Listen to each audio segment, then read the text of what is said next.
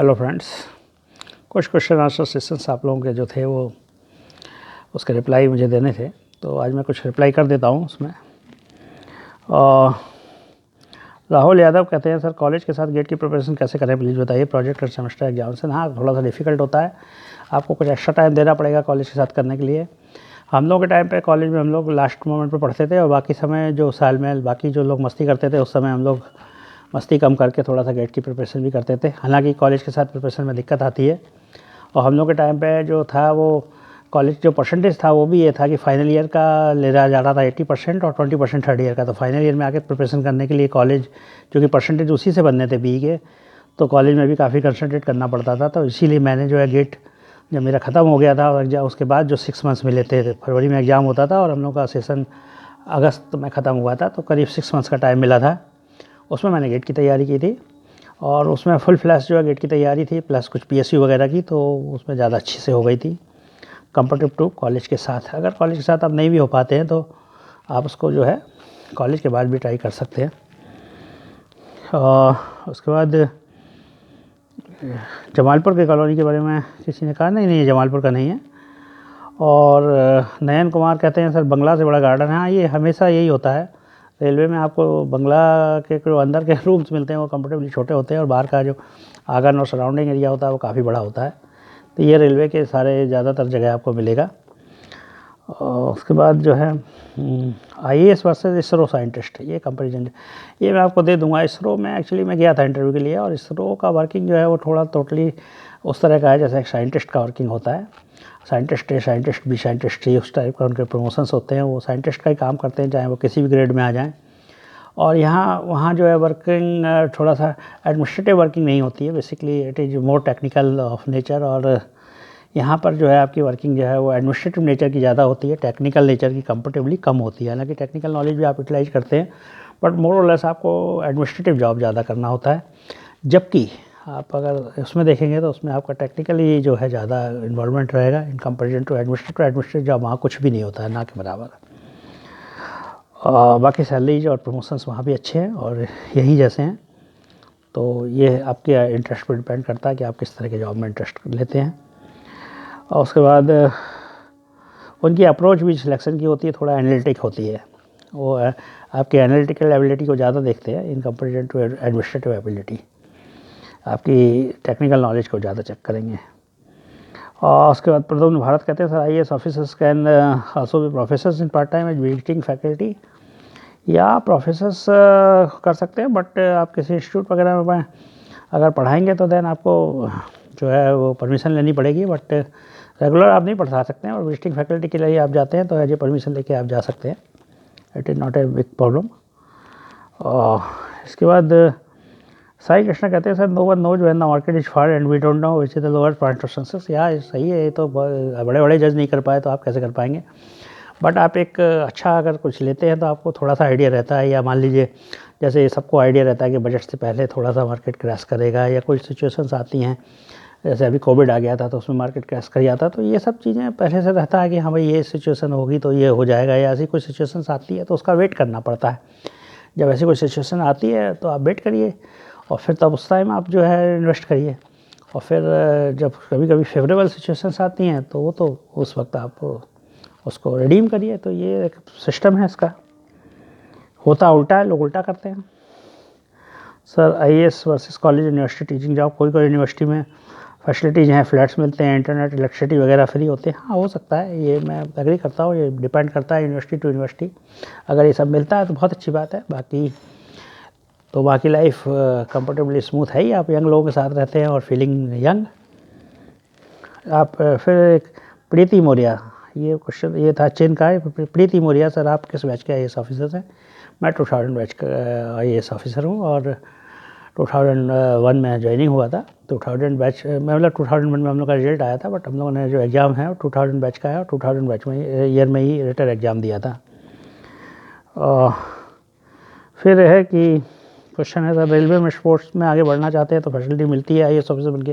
बिल्कुल मिलती है, रेलवे में स्पोर्ट्स की सारी फैसिलिटी है। आप क्लब में ज्वाइन अगर जानते हैं डेली इवनिंग में ऑफिसर क्लब में, तो आपको सारे गेम्स मिलते हैं जो आप खेलना चाहते हैं। तो आप जिस स्पोर्ट्स में आगे बढ़ना चाहते हैं आप आगे बढ़ सकते हैं। उसके बाद रॉबर्ट सिंह कहते हैं stammering matter in I S interview please guide. Stammering is थोड़ा सा नेगेटिव तो है ही, और थोड़ा सा मैटर करता है इसमें। अगर मैं कोई कहे कि नहीं बिल्कुल मैटर नहीं करता तो वो गलत कह रहा है। ये मैटर करता है, आप कितने फ्लुएंट हैं, आप कितने कॉन्फिडेंट हैं, आप कितने अच्छे से बात कर सकते हैं, कितने अच्छे से आप चीज़ों को एनालाइज कर सकते हैं। एज ए ऑफिसर आप कैसे, बहुत सारे लोग आपके अंडर में होते हैं तो उनको आप कैसे गाइड कर सकते हैं, कैसे आपकी अप्रोच होगी। तो ऑफिसर्स की ओवरऑल क्वालिटी, पर्सनैलिटी, बोलने का तरीका, सब चीज़ जो है देखी जाती है और सब चीज़ जज की जाती है, और वो एक्सपेक्ट करते हैं कि आप सब चीज़ में परफेक्ट हो। तो ये जो है मैटर तो करता है, नो डाउट। बट अगर बाकी चीज़ें ठीक हैं तो आप इसको इस पे जो इसका जो डिसएडवांटेज है, जो मान लीजिए होता है, उसको आप अपनी बाकी स्किल से अगर कंपनसेट कर सकते हैं तो बहुत ज़्यादा सिलेक्शन में ये फ़र्क नहीं डाल सकता। थोड़ा बहुत मान लीजिए इससे आपके 10% 5% नंबर माइनस होते हैं, आप किसी और चीज़ में बढ़ा लेते हैं तो वो कंपनसेट हो जाएगा। तो उसमें बहुत ज़्यादा हतोत्साहित होने की बात नहीं है कि यह है तो इसकी वजह से आप सिलेक्ट नहीं होंगे। उसके बाद है सर आईएएस में हाइट कितनी होनी चाहिए? नहीं, हाइट का कोई क्राइटेरिया नहीं है। मेरे बैच में भी कई लोग थे जिनकी हाइट बहुत कम थी, तो height is not A criteria in any IAS. हाँ, ये थोड़ा सा पर्सनालिटी वाइज हाइट अच्छी होती है तो एडवांटेज मिलता है, बट ऐसा कोई मिनिमम क्राइटेरिया फिक्स नहीं है। उसके बाद 2024 में इलेक्शन है, कहते हैं कमल कुमार तब आईआरएस का रिक्रूटमेंट आएगा। नहीं, वी कांट से। उसके बाद शशांक सिंह, सर मैं बीटेक में हूँ तो यूएससी की तैयारी करना चाहता हूँ, बट घर वाले तैयार नहीं हो रहे हैं, बोल रहे हैं कि आईटी ब्रांच है तो इसमें दिक्कत आएगी। हाँ, ये बात सही है, आईटी ब्रांच इसमें नहीं होता है। इसमें ब्रांच जो है ये आपको सिविल, इलेक्ट्रिकल, मैकेनिकल और एसएनटी इलेक्ट्रॉनिक्स, उसी से तैयारी करनी पड़ेगी। तो आप इलेक्ट्रॉनिक्स से इसको दे सकते हो, घर वालों को कन्विंस कर सकते हैं कि इलेक्ट्रॉनिक्स के बारे में मुझे जानकारी है और मैं, तो घर वाले तो, आप इंजीनियर हैं तो आपका कहना मानेंगे ही, ऐसा थोड़ी कि नहीं मानेंगे। उसके बाद कोई कह रहा है, गौरव शर्मा कह रहे हैं, sir true engineers are all versatile, they are leading contender in civil services always. Yes, actually ये देखा गया कि सिविल सर्विसेज के थ्रू भी जो लोग रिक्रूट हो रहे थे उसमें ज़्यादातर इंजीनियर्स ही थे, करीब 70% इंजीनियर्स थे। तो फिर लोगों को, तब ये रेलवे में देखा गया तो ये माना गया कि इंजीनियर्स ही जो है वो आएंगे सिविल सर्विसेज के थ्रू भी, तो उनको एडमिनिस्ट्रेटिव करने में या इस तरह की कोई भी जॉब करने में दिक्कत नहीं होगी।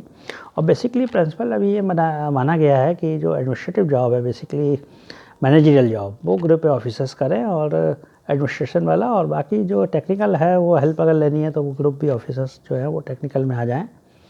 और एसएससी वगैरह जो होते हैं इनको ग्रुप बी करने की भी तैयारी चल रही है, तो देखते हैं, उस तरह का कुछ अभी प्लानिंग है। और उसके बाद विश्वजीत सिंह, सर इंग्लिश के बिना रेलवे वर्क कैसे होगा? टोटली सिविल सर्विसेज से करना तो लॉजिकल नहीं। नहीं, इंग्लिश के बगैर नहीं। आजकल राजभाषा पर बहुत कंसंट्रेट हो रहा है। आजकल आप देखिए हर जगह जो है राजभाषा वालों में जो काम कर रहे हैं उनको अवार्ड मिल रहा है, उनको पुरस्कृत किया जाता है, उसको बढ़ावा देने की बात चल रही है। हिंदी में नोटिंग होने लगी है, हिंदी में काफ़ी कुछ होने लगा है। हाँ, ये बात ज़रूर है कि कंप्यूटर पे लोग जो ऑफिसर्स हैं वो हिंदी में टाइप जनरली ज़्यादातर नहीं कर पाते हैं, उनको दिक्कत आती है, और ये ऑफिस पे सारा काम होता है तो इसलिए थोड़ा सा इंग्लिश में काम हो रहा है। लेकिन जो बाकी पहले जो फाइलिंग वगैरह होने लगी थी बीच में, वो ज़्यादातर हिंदी में होती थी और हम लोग हिंदी में ही नोटिंग लिखते थे। शुभम सौरभ लिखते हैं, आर्ट वालों का रेलवे चलेगा, ये क्या हो गया सीएससी एग्ज़ाम में? हाँ, नहीं, आर्ट वाले तो हर जगह आई हैं।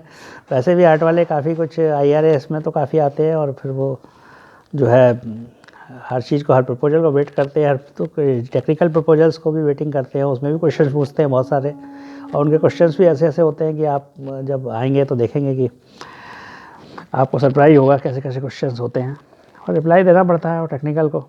सो उनको क्लैरिफाई करना पड़ता है, उनको समझाना पड़ता है टेक्निकल चीज़ें। वो धीरे धीरे काम करते करते वो सीख जाते हैं, उनकी नॉलेज बढ़ जाती है, तो काम करते करते उनकी नॉलेज बढ़ जाएगी। उसके बाद है, सर इतना लेट सीलपाल इतना लेट हो रहा है? हाँ, लेट हो रहा है, ये बिल्कुल सही बात है। नवीश कुमार, सर लेकिन टेक्निकल पोस्ट के लिए इंजीनियरिंग पेपर तो होना ही चाहिए। इंजीनियरिंग पेपर मुझे नहीं लगता, क्योंकि वो एडमिनिस्ट्रेटिव जॉब ही आपसे कराना चाह रहे हैं तो उनको लगता है कि एडमिनिस्ट्रेटिव आप। उसके बाद है, sir thanks for your report Akash Kumar. Thank you Akash. Gaurav Singh Gaushar, IRS में ऑल वर्क का टेक्निकल या इसके बारे में रिप्लाई कर चुका हूँ। और और इसके बाद सचिन अरोड़ा कह रहे हैं कि 30 साल रहेगा कि 32 साल रहेगा। मुझे लगता है 32 रहेगा, क्योंकि सिविल सर्विसेज में पहले भी 32 था। Yogesh Vishwakarma but engineering portion है टेक्निकल वाला, हाँ वो मैं रिप्लाई कर चुका हूँ। उसके बाद जो है comparison between railway CPWD MES power transfer and responsibility, मैं इंडिविजुअल दो को लेके आपको कंपैरिजन दे ही रहा हूँ, आप उसको देखते रहिए। और उसमें मैं काफ़ी चीज़ों को लेके करता हूँ कंपैरिजन की, फैसिलिटीज़ क्या है, पावर क्या है, मेंटल पीस क्या है, प्लस आपका पोस्टिंग के प्लेसेस क्या हैं, तो ये सारे पॉइंट पे कंपैरिजन रहता है, तो उसको देखते रहिए।